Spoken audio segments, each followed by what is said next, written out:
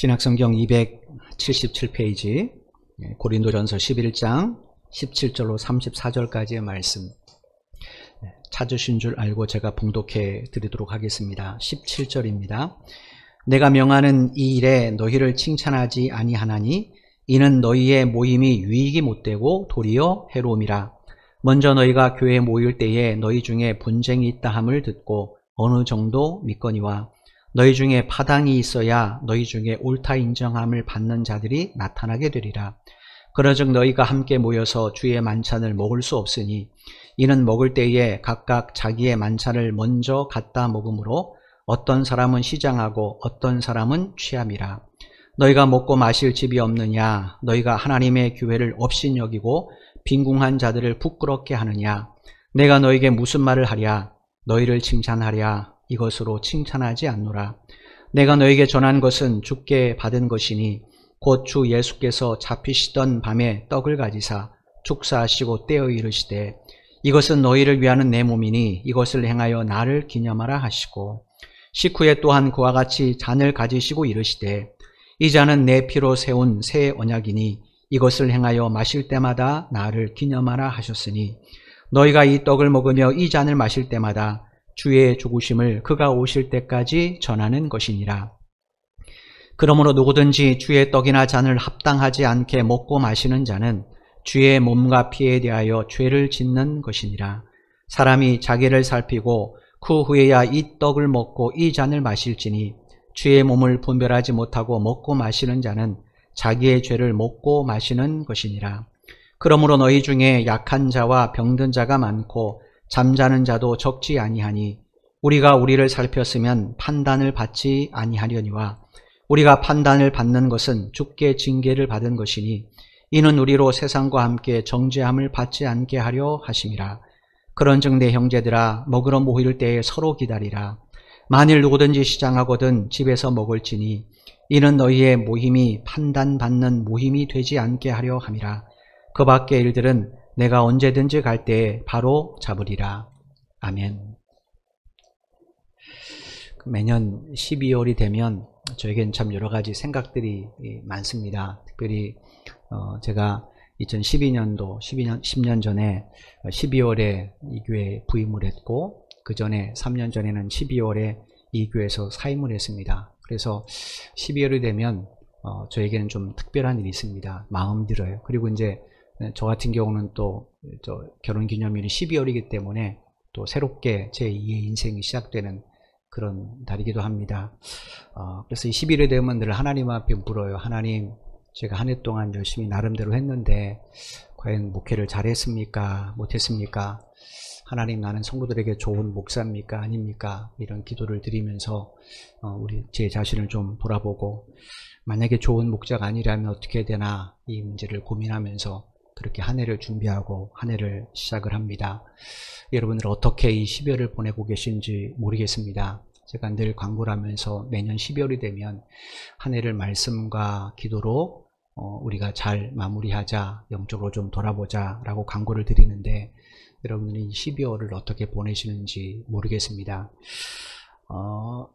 이제 오늘부터 제가 이제 이 고린도전서 11장 17절로 34절 말씀을 몇 주간에 걸쳐서 여러분과 함께 나누게 될 겁니다. 제가 이렇게 몇 구절 자르지 않고 그냥 문맥 전체를 매일같이 읽는 것, 그 이유는 뭐냐면 반복해서 여러분이 들어야 할 내용이기 때문에 그렇습니다. 제가 그 구절을 나누지 않고 문맥으로 몇 시간에 걸쳐서 이야기하는 것은 그만큼 중요한 내용이 있기 때문에 그렇습니다. 특별히 성찬은 우리에게 매우 중요한 부분입니다.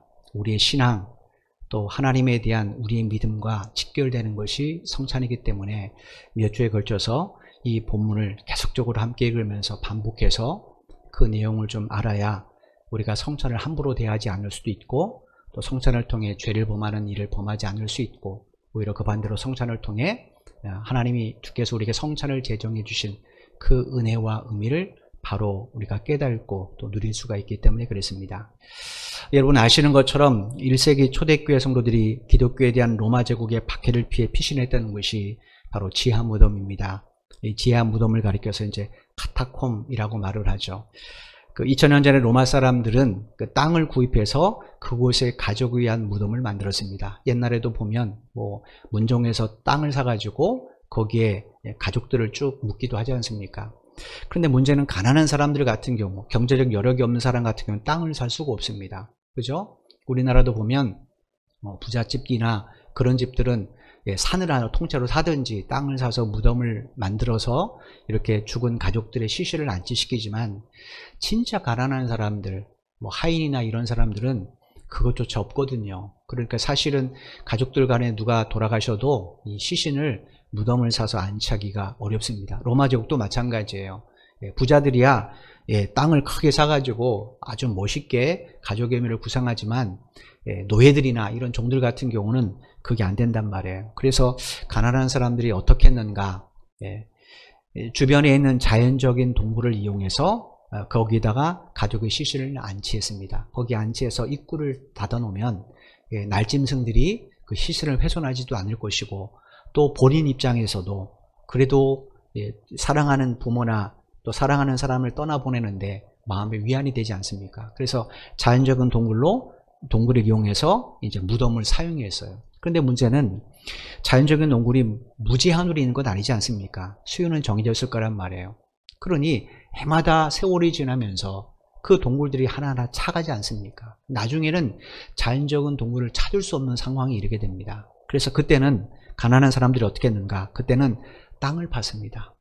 땅을 파고 이제 무덤 그 시신을 안置시켰어요. 근데 문제는 얕게 파면 사람들이 그 위를 밟고 지나가지 않습니까? 그래서 무덤을 좀 땅을 지하로 깊이 팠어요.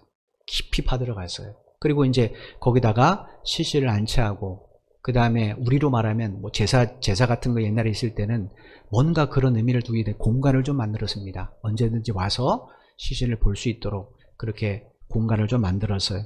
이렇게 만든 지하의 무덤을 가리켜서 카타콤이라고 합니다. 로마 네로 황제 시대 때부터 본격적인 기독교 박해가 시작이 됐습니다. 더 이상 성도들이, 기독교인들이 자유롭게 모임을 가질 수도 없고 예배를 가질 수도 없어요. 그래서 이 성도들이 박해를 피하기 위해서, 신앙을 지키기 위해서 한 일이 뭔가, 바로 이 지하 무덤을 찾기 시작을 한 겁니다.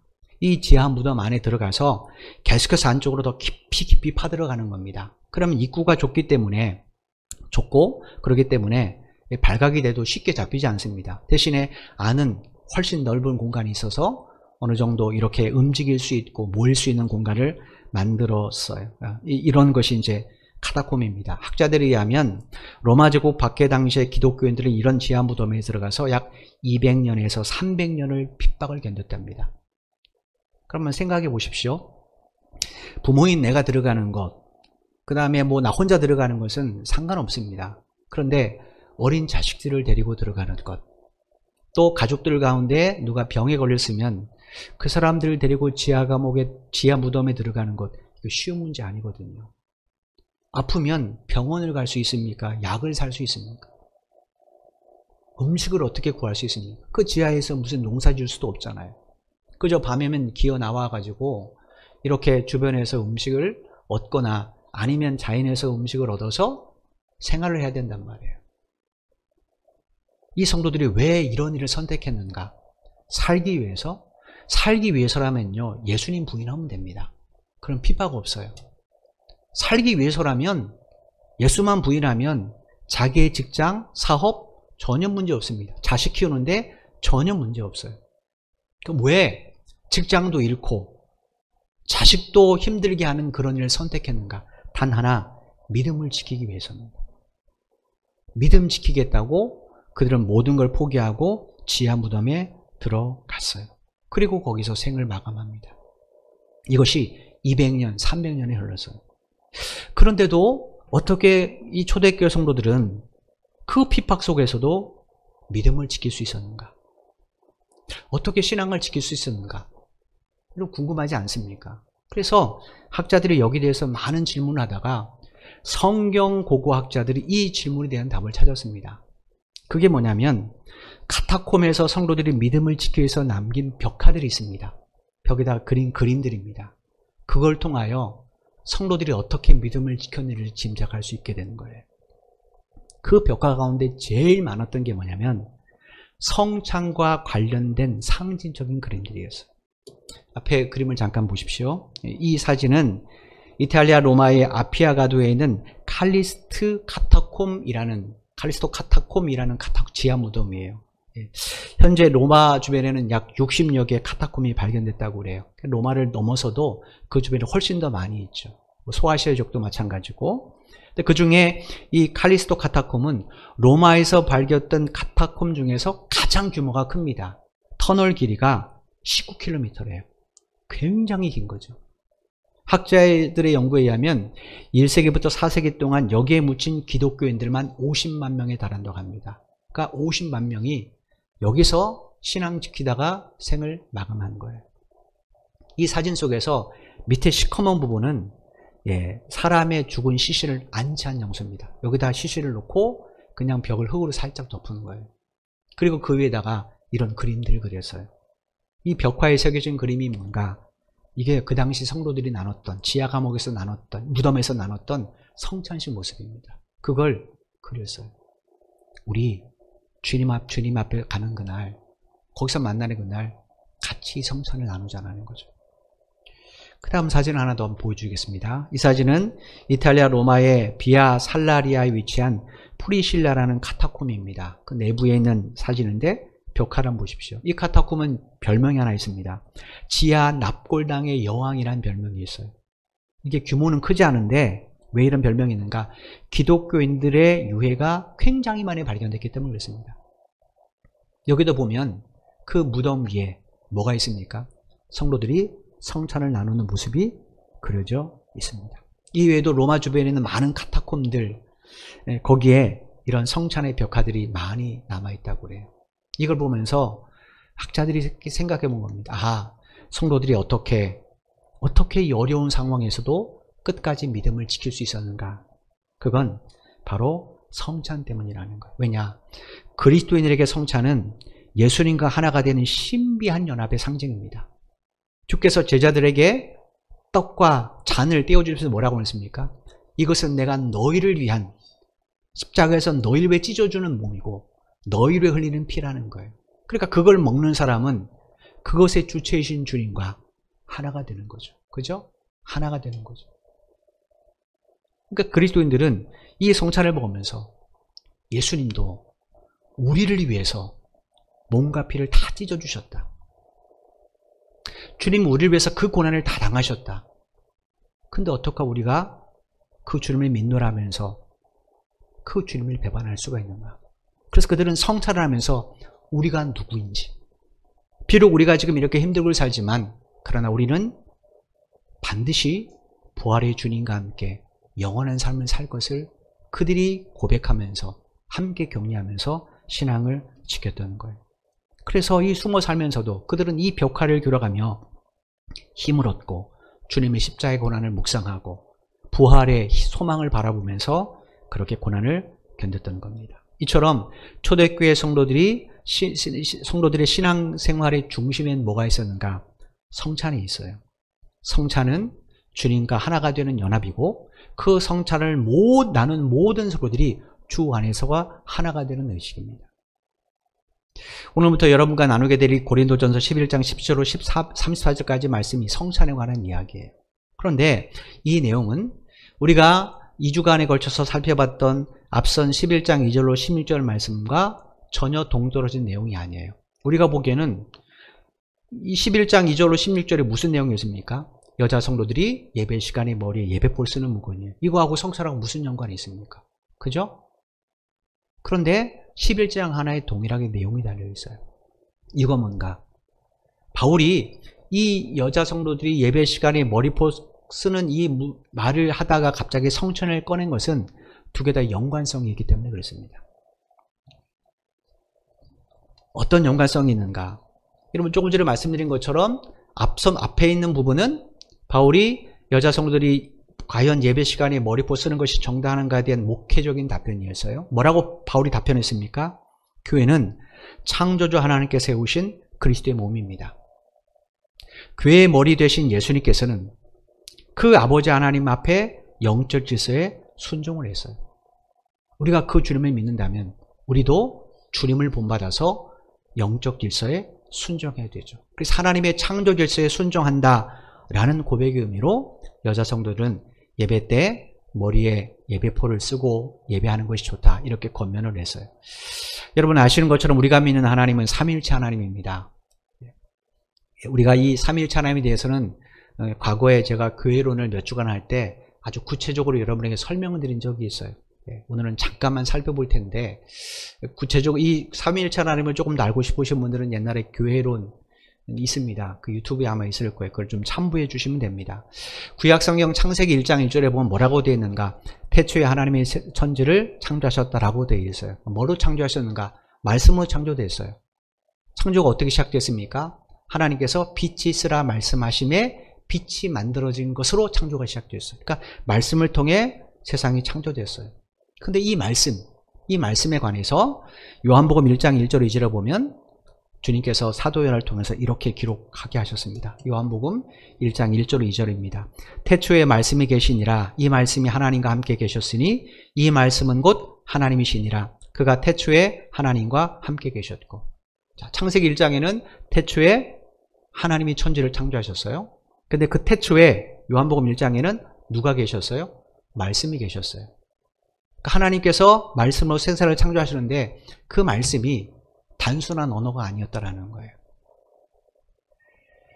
그 말씀이 창조주 하나님 곁에 계셨습니다. 그리고 그 말씀은 하나님이라고 이렇게 증거를 해요. 그럼 이 도대체 이 말씀이신 하나님은 누군가? 요한복음 1장 14절에 보면 이렇게 또 기록이 되어 있어요. 요한복음 1장 14절입니다. 말씀이 육신이 되어 우리 가운데 거하심에 우리가 그의 영광을 보니 아버지의 독생자의 영광이요 은혜와 진리가 충만하더라. 여기 말씀이 육신이 되어 우리 가운데 거하신 사건은 성탄절, 우리가 이번 주 토요일 날 기념하게 될 성탄절을 의미합니다. 예수님께서 성육신하신 사건이에요. 인간의 몸을 입고 이 땅에 오신 거죠. 따라서 요한복음 1장 1절로 2절에서 말씀하신 그 말씀이신 하나님은 누군가? 말씀이 육신이 되어 이 땅에 오셨다고 되어 있으니까 바로 이 땅에 오신 예수님이에요. 이걸 우리가 어떻게 알 수 있는가? 마태복음 3장 17절에 보면 예수님께서 요단강에서 세례를 받고 올라오실 때 하나님이 뭐라고 선포하셨습니까? 이는 내 사랑하는 아들이요 내 기뻐하는 자다라고 말씀하셨어요. 그러니까 창조주 하나님과 말씀이신 하나님과의 관계는 뭡니까? 아버지와 아들의 관계예요. 그래서 우리는 그 예수님을 가리켜서 성자 하나님이다 이렇게 고백을 하는 겁니다. 이 사실과 함께 창세기 1장 2절에 보면 태초에 하나님의 영이 수면 위를 운행했다라고 되어 있고, 예수님이 이 세례를 받고 올라오실 때 성령께서 비둘기처럼 예수님이 임했다라고 되어 있어요. 따라서 우리가 이 모든 내용을 종합해 보면 하나님은 성부 하나님, 성자 하나님, 그리고 하나님의 영이시고 동시에 그리스도의 영이신 성령 하나님, 이렇게 세 분입니다. 이 세 분의 하나님을 가리켜서 우리는 삼위일체 하나님 이렇게 고백을 해요. 삼위일체가 뭐냐면 세 분이신 하나님은 분명히 각각 인격적으로 각각 독립적으로 존재하십니다. 그런데 세상과 우리를 위한 사역을 하실 때는 마치 구별됨이 없이 하나이신 것처럼 일하신다는 거예요. 세상을 창조하실 때 세 분의 하나님은 함께 하셨습니다. 우리를 구원하실 때 세 분의 하나님은 동일하게 함께하고 계십니다. 지금 우리의 믿음을 지켜주시는 일에도 세 분의 하나님은 동일하게 함께 하십니다. 그래서 이 세 분을 우리가 삼위일체 하나님 이렇게 고백해요. 우리가 오늘도 고백했지만 주일마다 드리는 사도신경 신앙 고백을 보면 무슨 내용인가? 이 삼위일체 하나님에 대한 고백이에요.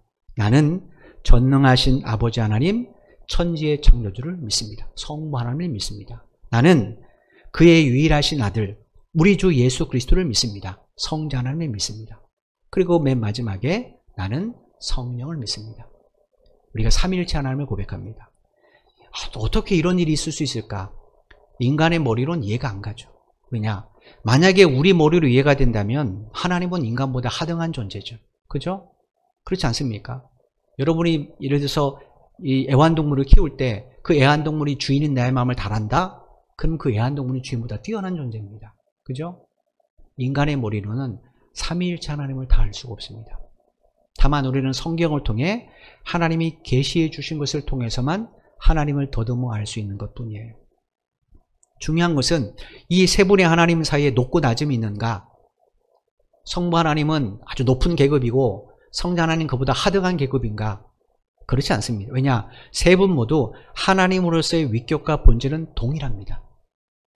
그러니까 성부 하나님도 100% 하나님의 모든 걸 다 갖고 계시고 성자 하나님도 100% 하나님의 모든 걸 다 갖고 계시고 성령 하나님도 100% 모든 걸 다 갖고 계십니다. 만약에 성부 하나님은 100% 갖고 계시고 성자 하나님은 90% 가지고 계시다면 거기는 계급이 생겨야 됩니다. 차별이 있어야 돼요. 그런데 그렇지 않습니다. 세 분은 다 똑같아요. 그런데 왜 성자 하나님은 성부 하나님, 아버지 하나님 앞 모든 말씀 앞에 철저하게 복종했는가? 그건 영적 질서 때문입니다. 예수님은 성자 하나님이에요. 그러니까 성부 하나님으로부터 출생하신 분입니다. 예수님은 바로 이 영적 질서를 철저하게 인정하고 복종한 거예요. 나도 하나님이고 당신도 하나님 아닙니까? 내가 왜 당신 말에 순종이 됩니까? 이게 아니라는 거예요.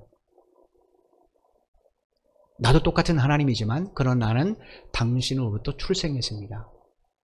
그래서 예수님은 철저하게 아버지 하나님의 질서 앞에 순종하는 거예요. 여러분, 가정이 화목하면 어떤 가정이 화목합니까? 가정의 질서가 세워지면 그 가정은 화목해요. 자녀가 부모를 공경하고 부모의 그 권위를 인정해주고 부모도 부모로서의 자녀를 돌보는 일을 최선을 다하면 문제가 없죠. 형제 사이에 야 나는 첫째고 너는 둘째야 너 까불지 마 이러면 평화롭지 않습니다. 그죠? 형은 형으로서 동생은 동생으로서 서로 간에 존중하고 돌아볼 때 그 가정이 화목하죠. 그러니까 질서가 있는 곳엔 언제나 화목이 있습니다. 이 질서가 깨지는 곳은 어디든지 분쟁이 생기고 미움이 생기고 다툼이 생길 수밖에 없습니다. 그래서 바울이 고린도서 11장 3절에서 각 남자의 머리는 그리스도요 여자의 머리는 남자요 그리스도의 머리는 하나님이시다. 영적 질서가 있다라는 거, 하나님이 세우신 그 질서를 인정하라는 거예요. 분명히 교회 안에는 다 똑같습니다. 남자 여자 차별이 교회에서는 절대로 있을 수 없습니다. 그러나 교회 안에서 하나님이 세우신 창조 질서는 존중돼야 돼요. 왜냐? 하나님이 사람을 창조하실 때 먼저 남자를 만드시고 그리고 남자의 갈비뼈를 취하여 여자를 만드셨어요. 하나님 이렇게 만드신 목적이 있잖아요. 왜 하나님이 여자보다 남자를 더 먼저 창조하셨는지 그건 하나님의 뜻이 계시겠죠. 다만 우리는 그 하나님의 창조 질서를 순종하는 것뿐이에요. 왜냐? 그래야 교회의 영적 질서가 유지되기 때문이겠습니다. 사도 바울이 왜 예배 시간에 공적 모임 때 여자 성도들은 머리에 예배포를 써야 되는가 이 문제를 말한 이유가 여기 있습니다. 교회의 질서가 유지돼야 교회 안에서 모든 성도들이 하나님 안에서 함께 서로를 사랑하고 서로를 섬기고 서로를 존중할 수 있기 때문에 그렇습니다. 여러분 더군다나 11장 2절에서 바울이 뭐라고 했어요? 이 수건 쓰는 문제는 교회의 전통이라고 말했어요. 그런데도 불구하고 고린도 교회 안에 이 문제가 불거진 거예요. 전통인데도 불구하고 머리에 예배포를 쓰지 않겠다는, 수건을 쓰지 않겠다는 사람들이 나오고 남자들임에도 불구하고 수건을 쓴다는 사람이 나온다는 거예요. 원인이 어디 있는가? 그만큼 교회의 영적 질서가 무너졌기 때문입니다. 그러니까 당연히 파벌이 생기죠. 아볼로파, 게바파, 그리스도파, 바울파. 나는 바울이 참 좋아. 아니야, 나는 게바가 베드로 선생이 훨씬 좋아. 아니야, 나는 아볼로 선생님이 훨씬 좋아. 이런 파벌이 당연히 생기게 된 겁니다. 그러니까 이 고린도 교회에 이 문제가 생긴 것은 영적 질서가 무너졌기 때문에 그래요. 무질서졌기 때문에 그렇습니다. 성찬도 마찬가지입니다. 성찬인데 원인이 어디 있는가? 영적 무질서 때문에 그렇습니다. 그래서 바울이 이 두 문제를 함께 이어서 설명을 하는 겁니다. 오늘 보면 17절 말씀을 보겠습니다. 내가 명하는 이 일에 너희를 칭찬하지 아니하나니 이는 너희의 모임이 유익이 못되고 도리어 해로움이라. 신약성경 사도행전 2장에 보면 마가다락방에서 성령 강림 사건 이후에 사도 베드로가 사람들에게 설교를 해요. 전도를 해요. 예수님이 그리스도고 메시아다라는 사실을 막 전합니다. 그랬더니 그날 3,000명이나 되는 대군중들이 자기 죄를 회개하고 예수 이름으로 세례를 받습니다. 회심을 해요. 그런 그들에게 놀라운 일이 일어납니다. 그들이 집으로 돌아가서 이전에 없었던 일들을 하기 시작을 해요. 그 내용이 사도행전 2장 이렇게 기록이 되어 있습니다. 2장 42절입니다. 그들이 사도의 가르침을 받아 서로 교제하고 떡을 떼며 오로지 기도하기를 힘쓰니라. 세례받고 집으로 돌아가는 그들에게 사도들이 뭘 가르쳤습니까? 이제부터 당신들 서로 교제하고 떡을 떼고 오로지 기도하기에 힘쓰십시오 라고 권면했다라는 거예요. 그랬더니 그들이 어땠습니까? 그 가르침 그대로를 받아서 실제로 실천했다라는 거예요. 사도행전 2장 46절입니다. 날마다 마음을 같이하여 성전에 모이기를 힘쓰고 집에서 떡을 떼며 기쁨과 순전한 마음으로 음식을 먹고. 예수를 믿게 된 초대교회 성도들을 지금 두 구절이 증언하는데 그들의 삶의 공통점이 뭔가, 변화된 공통점이 뭔가, 그들이 함께 떡을 떼었다는 거예요. 특별히 이 사도행전 2장 46절에서 집에서라고 번역된 이 헬라어는 집집마다 다 돌아다니면서라는 거예요. 그러니까 어느 특정한 한 사람의 집에만 모인 것 아닙니다. 집집마다 돌아가면서 오늘은 우리 집에서 하지, 그럼 다음 우리 집에서 할게, 이렇게 돌아다녔다라는 거. 옛날에 우리 구역 예배 생각하시면 됩니다. 네, 초대교회가 그렇게 됐다가 나중에 성도들이 점점 많아지니까, 또 더군다나 가난한 성도들은 계속해서 그렇게 섬기기가 쉽지 않죠. 그래서 좀 부유한 성도들이 그걸 알기 때문에 그러지 말고 우리 집 넓으니까 이제부터 우리 집에서 모입시다. 그래서 이제 한 가정에 정착해서 모이게 된 가정교회가 시작되는 것이 1세기 초대교회입니다. 여러분, 근데 이들이 왜 모였는가?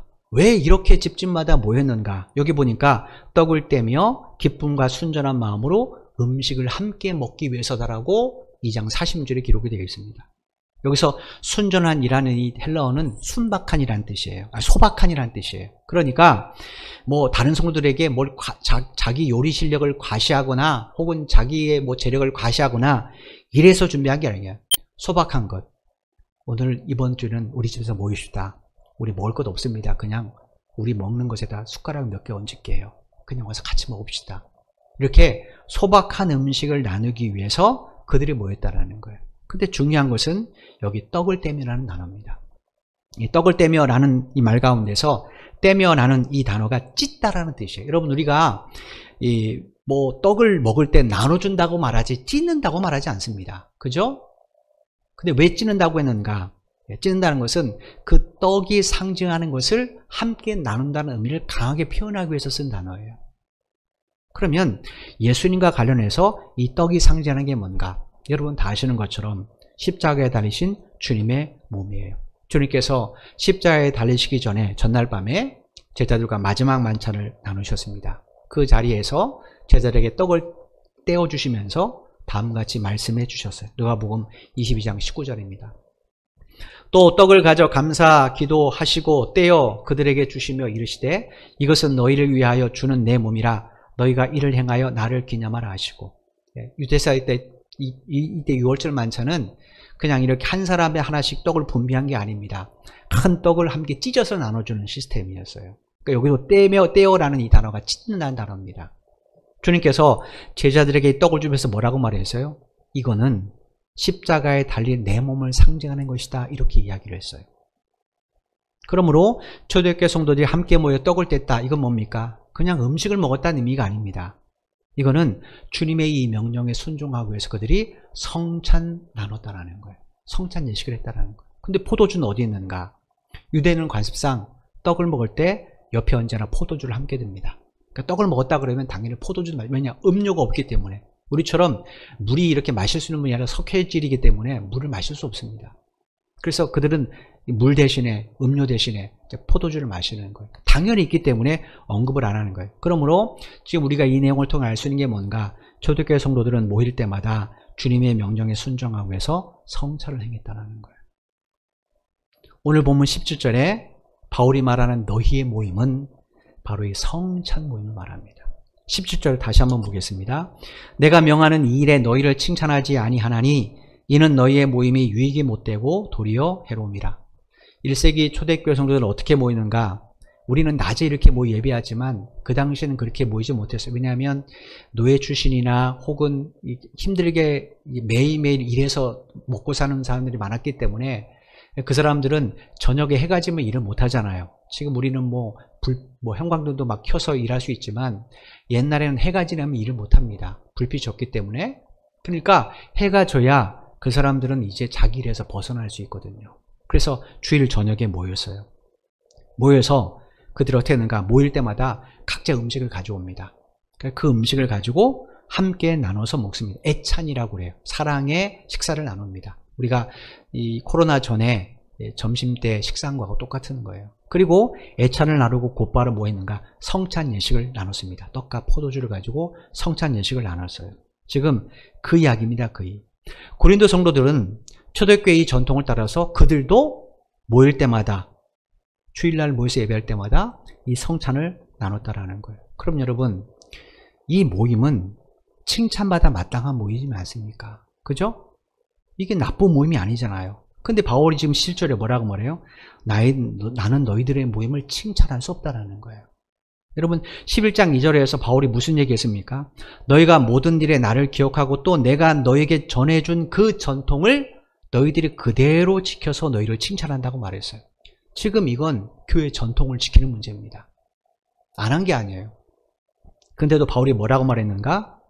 나는 너희들의 이 성찬식을 인정할 수도 없고 칭찬할 수도 없다 이야기를 하는 거예요. 이유가 뭔가? 10절 하반절에 보니까 너희 모임이 유익이 아니라 교회나 너희 나누는 너희 자체나 유익이 되지 못하고 오히려 해로움, 나쁜 해악을 끼친다는 거예요. 이유가 뭔가? 그는 이 성찬에 참여한 성도들의 영적 상태 때문에 그렇습니다. 18절 말씀 보겠습니다. 먼저 너희가 교회에 모일 때에 너희 중에 분쟁이 있다 함을 듣고 어느 정도 믿거니와.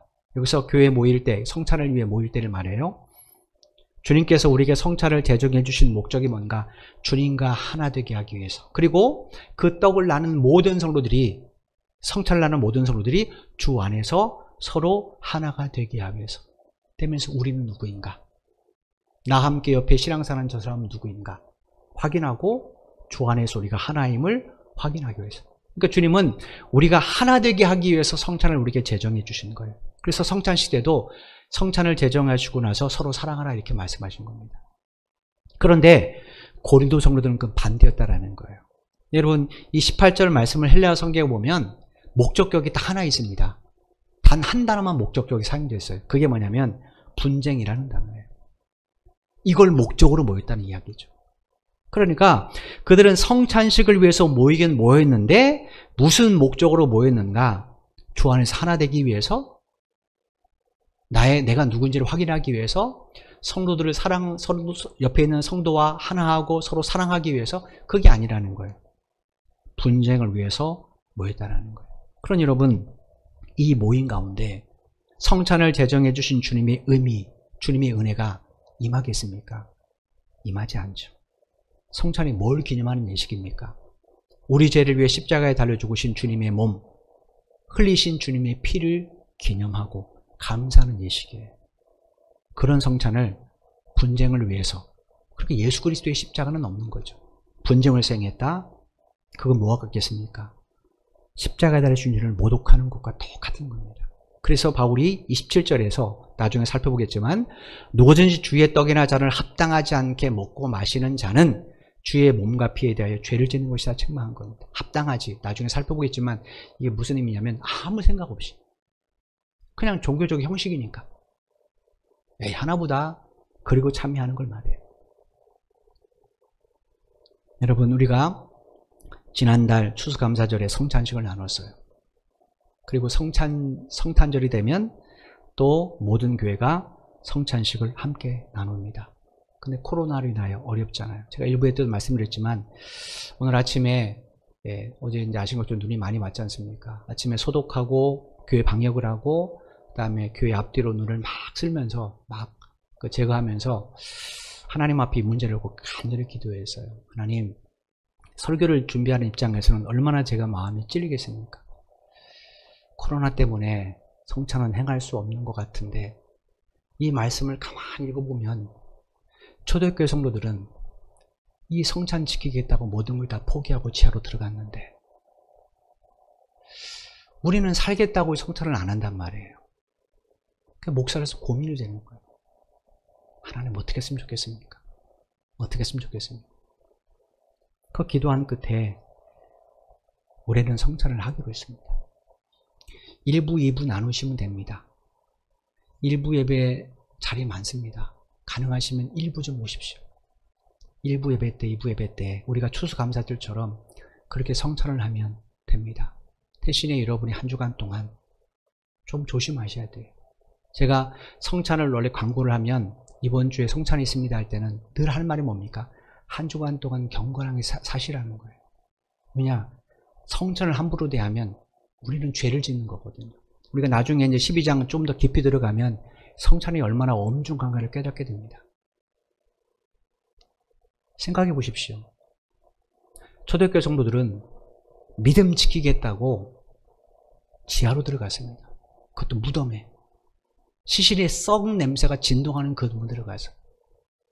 근데 우리 어떻습니까? 살겠다고 지금 몸부림을 쳐요.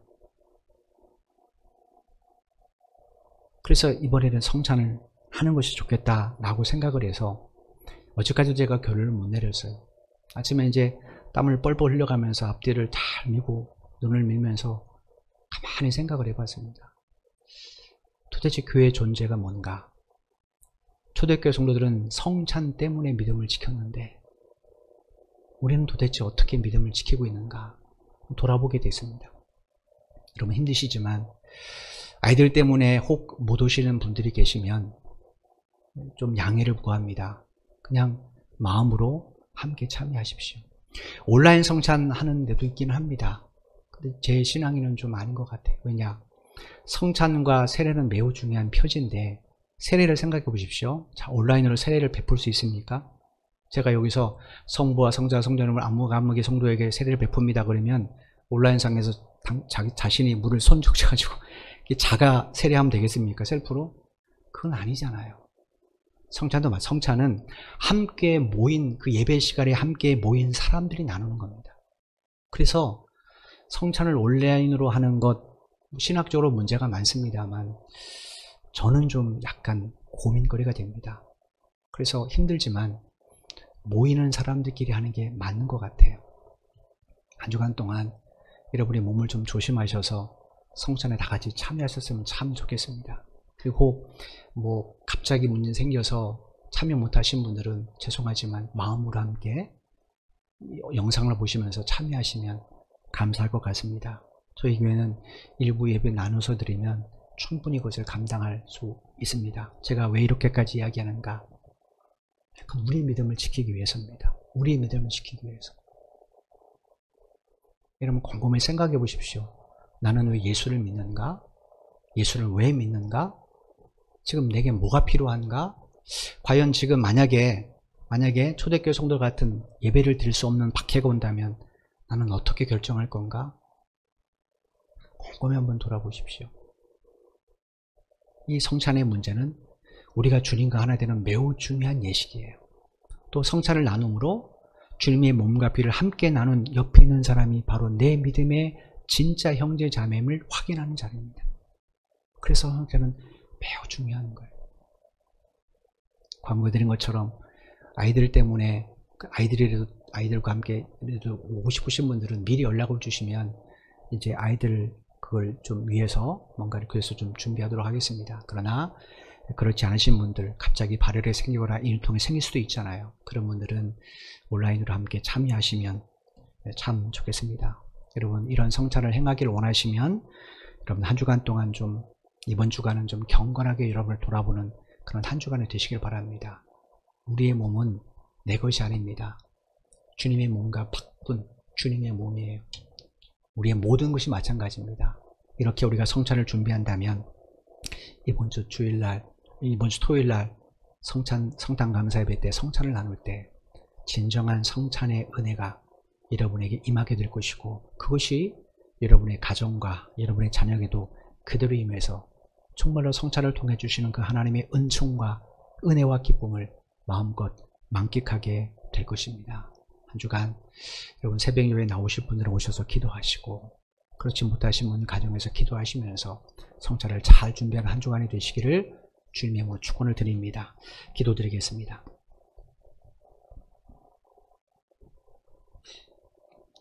하나님 감사합니다. 이 죄인이 부족해서 우리가 코로나 때문에 성찬을 행해야 됨에도 불구하고 행하지 못한 일이 너무나 많이 있습니다. 이 죄인의 무지 때문이오니 용서해 주시고, 힘들고 어려운 상황이지만 우리가 한 주간 조심하고 또 열심히 기도함으로 주님 모신 날을 기념하는 성탄절 감사 예배 때 우리가 성찬을 나누고자 합니다. 하나님, 우리 성도들 한 사람도 이 성찬을 함부로 대하지 않도록 도와주옵소서. 이건 그냥 교회 형식이 아닙니다. 이거는 내가 누구인지를 확인하고 주님과 하나가 되고 왜 옆에 있는 성도를 사랑해야 되는지를 깨닫는 하나됨의 의식입니다. 주님은 당신의 몸을 내어주기 전에 이 성찬식을 제정해 주시면서 이제 너희들이 모일 때마다 성찬을 행하라고 말씀하셨습니다. 하나님, 우리가 시간에 쫓겨서 매 주일마다 성찬은 행하지 못합니다. 그러나 절기 때만 해도 이 성찬을 기억하고 주님의 몸과 피를 대하는 우리 성도들이 되게 하여 주옵소서. 한 해를 마감하는 12월입니다. 그저 시간이 흐름 따라 지나가는 우리가 되지 않게 하옵소서. 하나님, 이 한 해를 우리가 끝까지 보내게 된 것 우리 능력이 아닙니다. 새로운 한 해를 맞게 되는 것도 우리의 능력이 아닙니다. 전적인 하나님의 은혜를 기억하며 한 해를 돌아보고 주님 앞에 바르게 점검하고 한 해를 주 안에서 바르게 준비하는 그런 시간도로 삼을 수 있도록 도와주옵소서. 한 주간도 성도들의 가정과 일터와 또 자녀들의 학업의 현장을 코로나19로부터 안전하도록 지켜주옵소서. 그래서 어려움 겪지 않게 도와주시고 정말로 성탄 전날 주님께서 이 땅에 다시 오심을 감사하고 축하하며 하나님께 영광 돌릴 수 있는 우리 모두가 되게 하여 주옵소서. 예수님의 이름으로 기도드리옵나이다. 아멘. 우리 다 같이 일어나셔서 찬송가 이제는 교회의 머리가 되신 우리 주 예수 그리스도의 크신 은혜와 독생자 예수 그리스도를 십자가에 내어주시기까지 우리를 사랑하신 아버지 하나님의 만극하신 사랑하심과 우리 속에 내주하셔서 감화, 감동, 교통, 충만케 하시는 성령의 역사하심이 우리 말씀을 잘 기억하며 한 주간 동안 성찬을 준비하며 경건한 삶을 살기를 소원하는 사랑하는 모든 믿음의 형제 자매들의 발걸음 위에와 저들의 가정과 저들의 직장과 사업 위에 이 나라 이 민족과 우리 선교 제일교회 위에 지금부터 영원토록 함께 하시기를 간절히 축원하옵나이다. 아멘.